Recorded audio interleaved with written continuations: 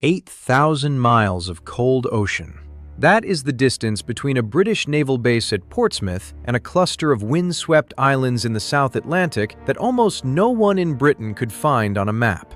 8,000 miles, with no friendly airfield in between, no nearby port to resupply from, and an enemy sitting on the ground you intend to take.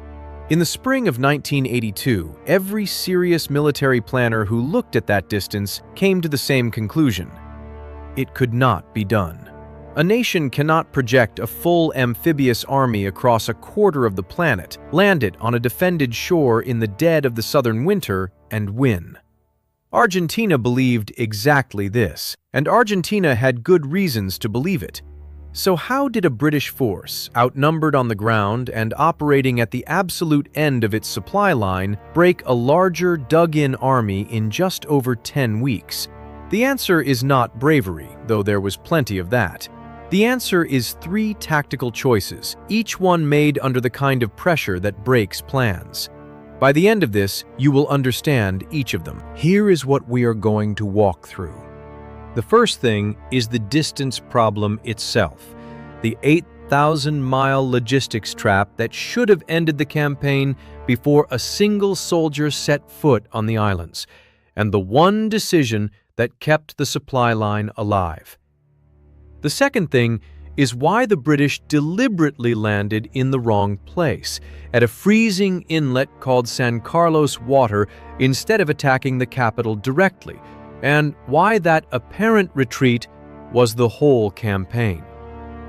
The third thing is the night marches across open peat bog on foot, carrying everything that let lightly equipped infantry get close to fortified Argentine positions without being cut to pieces in the open. The fourth thing is the high ground assault doctrine, the reason the British attacked uphill in darkness with bayonets fixed against entrenched defenders and won. And the fifth thing is the single mistake the larger force made, the assumption that geography would fight on their side, which turned every one of their advantages into a liability. This account draws on the published official histories and the first-hand memoirs of the men who were there, on both sides. Where the record is contested, that gets said plainly. The story is remarkable enough without embellishment. Start with the ground, because the ground decided everything. The Falkland Islands sit roughly 300 miles off the coast of Argentina, in a stretch of the South Atlantic where the weather does not cooperate with armies. The terrain is open and treeless, ridge after ridge of rock and peat bog scoured by wind that rarely stops. There are almost no roads. The peat itself matters more than it sounds. It is waterlogged ground that swallows boots and vehicle tracks alike, soft enough that a man carrying a heavy load sinks with every step, firm enough nowhere to give an army the hard surface it needs to move at speed. Wheeled transport is nearly useless across it. Tracked vehicles bog down.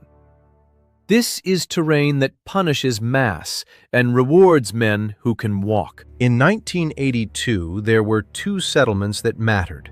Stanley, the capital, on the eastern edge of the largest island, and a scattering of tiny farming communities elsewhere with names like Goose Green, Darwin, Teal Inlet, and Bluff Cove. Whoever held Stanley held the islands. Everyone understood that, because Stanley had the only proper harbor, the only airfield with a hard runway, and the only road network worth the name. It was the hinge on which the whole campaign turned. On the 2nd of April 1982, Argentine forces landed and took the islands in a matter of hours. The small Royal Marine garrison, a detachment of fewer than 70 men under Major Mike Norman, badly outnumbered, surrendered after a brief fight around Government House in which they inflicted casualties on the attackers but had no realistic hope of holding. For Argentina, it was over almost before it began.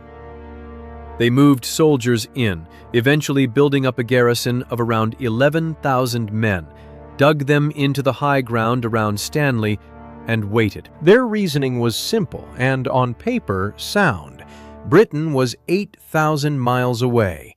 By the time any British force could possibly arrive, the southern winter would be closing in, bringing temperatures around freezing, horizontal rain, sleet, and gale-force winds that could ground aircraft and swamp small boats.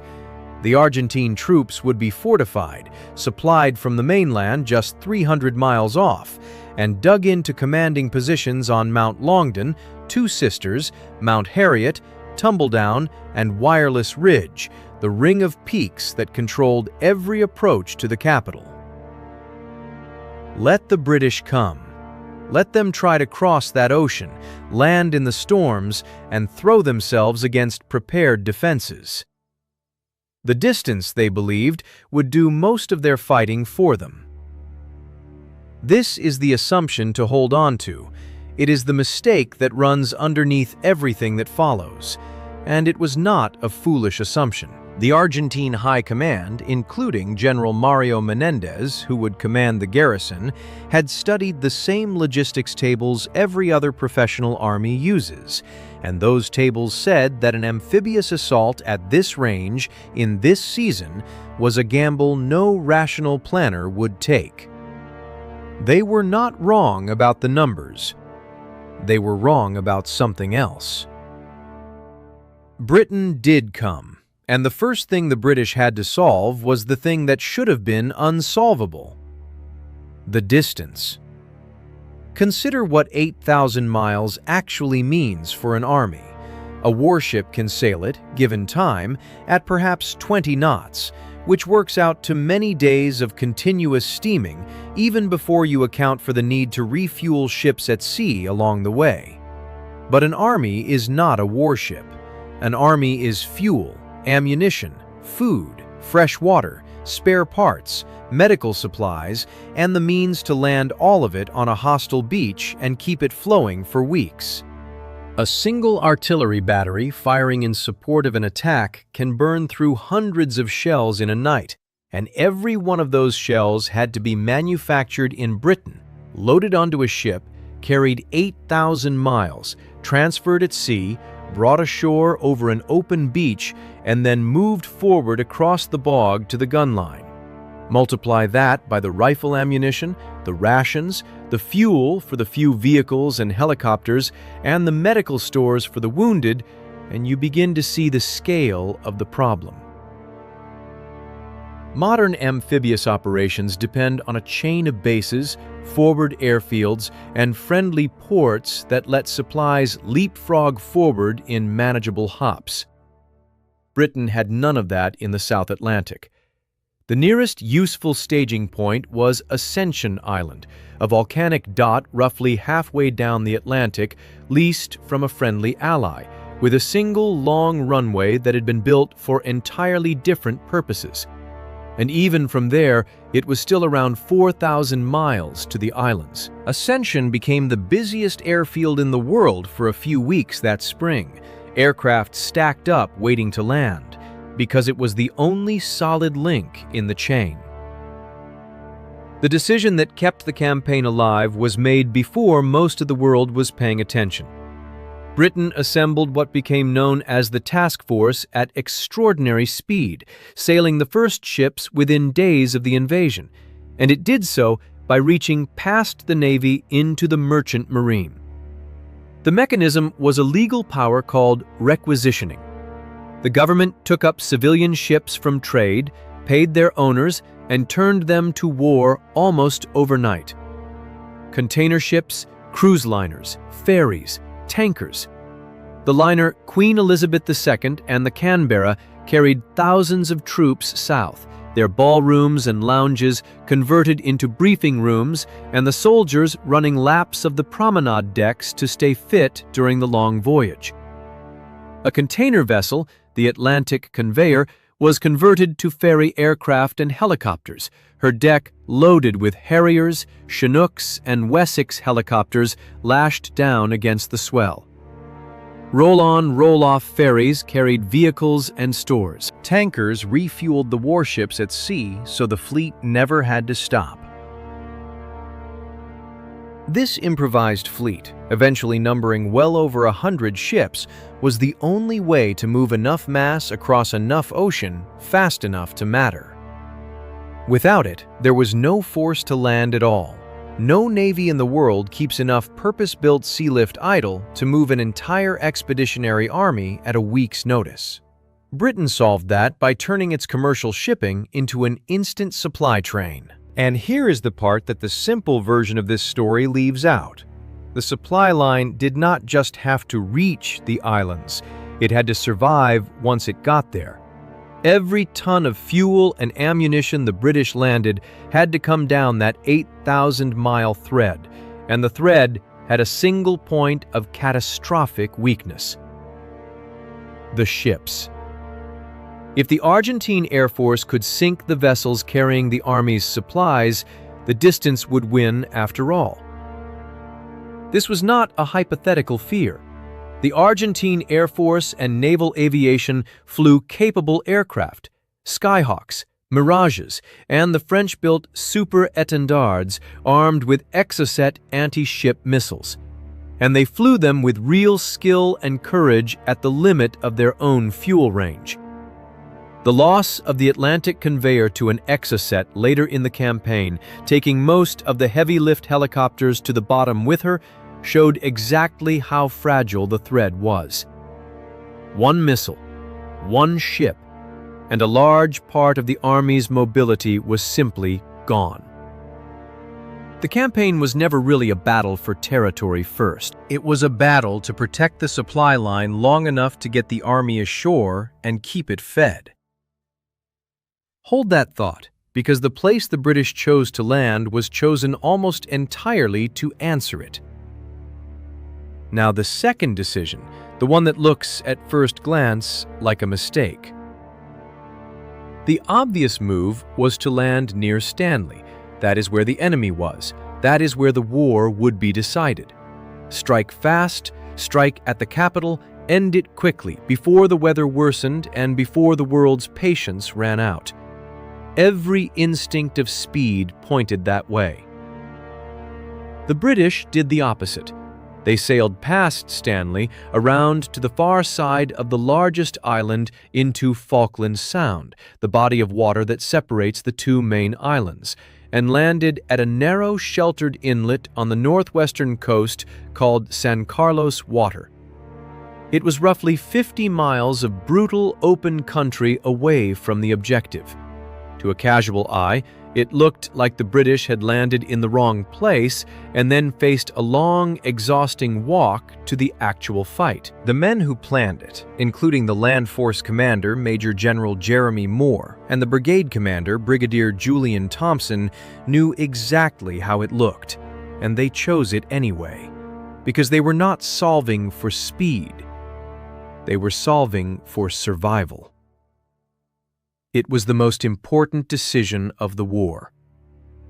San Carlos Water is a deep, enclosed inlet ringed by high ground rising several hundred feet on either side. That shape did two things.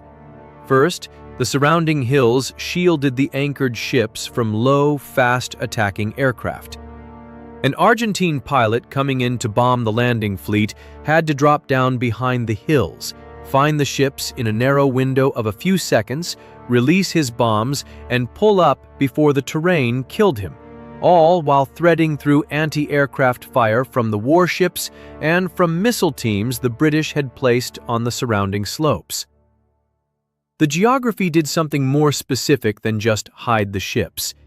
It forced the attacking pilots so low and so fast that many of their bombs did not have time to arm before impact. A bomb dropped from a few dozen feet at high speed strikes its target before the fuse has completed its arming sequence, which is designed for a higher release altitude. Again and again, Argentine bombs hit British ships and failed to explode, lodging in hulls and engine rooms without detonating. Had even a fraction of those bombs gone off as designed, the British could have lost the landing fleet in a single afternoon. The geography that the Argentines assumed would protect them was now protecting the British fleet instead, in a way the British had partly counted on, and partly been saved by. Second, landing far from the main enemy concentration meant the troops could get ashore without immediately fighting a major battle against 11,000 dug-in defenders. They could establish a beachhead, build up supplies, land the artillery and the stores and the fuel, and protect that vital, fragile supply chain on relatively stable ground before committing to the advance. The cost was real. The fleet in San Carlos water came under repeated, ferocious air attack over several days. Ships were hit. The frigate Ardent was sunk. The frigate Antelope was lost after an unexploded bomb detonated during attempts to defuse it. The destroyer Coventry was sunk nearby. Other ships were damaged and limped on. The inlet earned a grim nickname among the sailors who endured those days under the bombs. They called it Bomb Alley. But the army got ashore. Some 3,000 men and their equipment landed across those beaches in the opening days, and the beachhead held.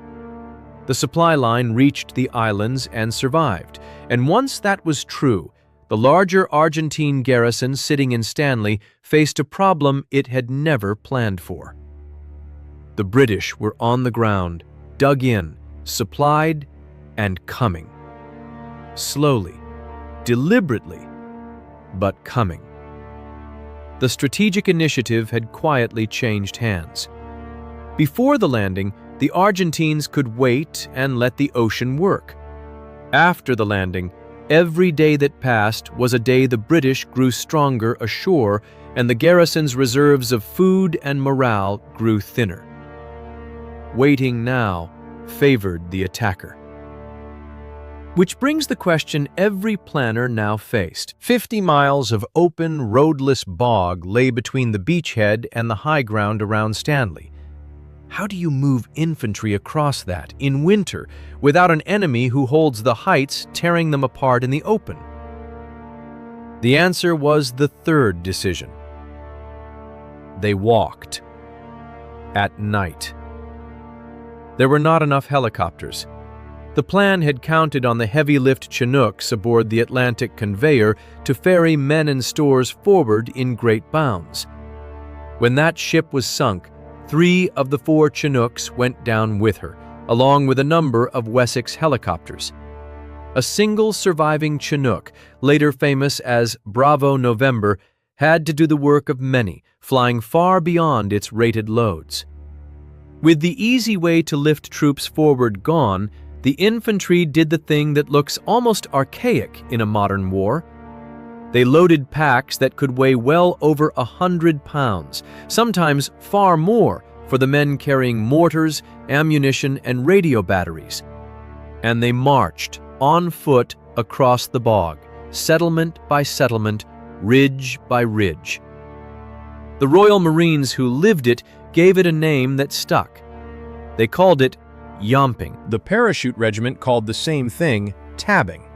Whatever the word, it was, in plain terms, walking enormous distances under crushing loads in freezing, wet, exhausting conditions, with trench foot and exposure stalking any man who let his feet stay wet too long. And it became one of the defining feats of the campaign. Men crossed from the beachhead toward Stanley over days, carrying everything they would need to fight at the far end of the walk, arriving cold, soaked, and short of sleep, and then attacking anyway. But the walking was not the clever part. The timing was. The marches and the attacks happened in darkness. Open ground is where defenders win. An entrenched force on high ground with good fields of fire, with machine guns ranged in on the obvious approaches and artillery pre-registered on the killing zones, can shred attackers moving toward them across bare terrain in daylight. There is no cover on a peat slope. A man crossing it in daylight against a prepared enemy is simply a target moving slowly. The British could not change the ground. They could change when they crossed it. Moving and assaulting at night took away the defenders' single greatest advantage, the ability to see the attack coming and bring observed, aimed fire down on it from above. In darkness, the defender's pre-planned fire becomes guesswork. His machine guns fire on fixed lines into the black instead of at visible men, and his artillery falls on map references rather than on targets he can watch and correct. Night movement is brutally hard. Men get lost on featureless ground. Units get separated.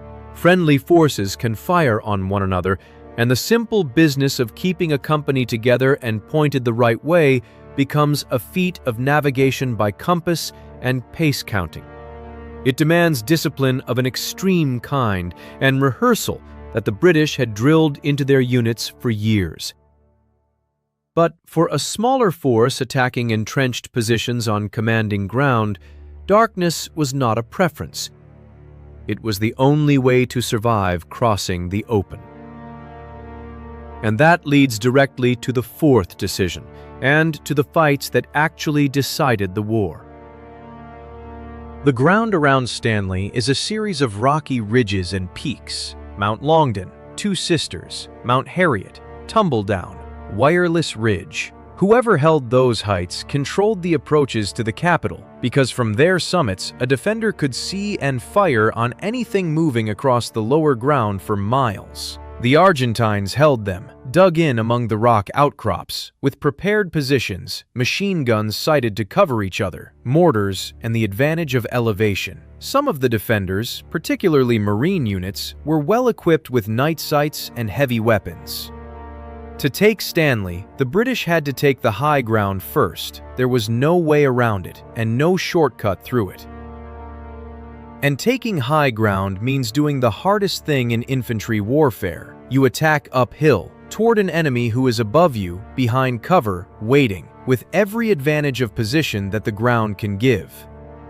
The doctrine the British applied to this was old and unforgiving, and it worked. Close with the enemy under cover of darkness. Move silently as far forward as possible before contact, so the assault begins from close range rather than across the open. Get in among the positions before the defenders can mass their fire and bring their full weight to bear.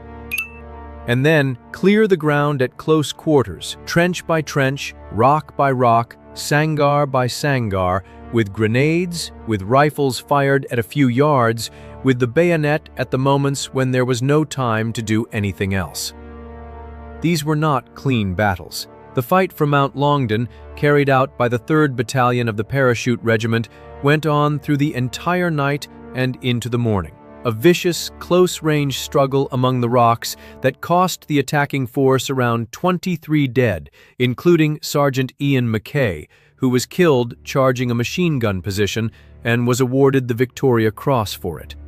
The assault on Tumbledown by the Scots Guards was a slow, grinding, close-range fight lasting many hours against determined defenders, Argentine Marines who held their positions and counterattacked rather than breaking.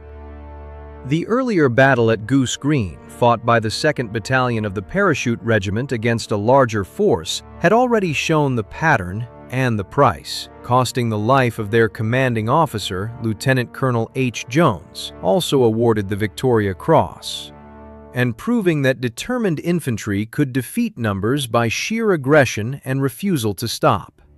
Argentine soldiers, many of them young conscripts pressed into service and dropped into trenches they barely understood, but some of them tough professionals from the Marine and Special units, held and fought hard for the high places, and in places fought very hard indeed.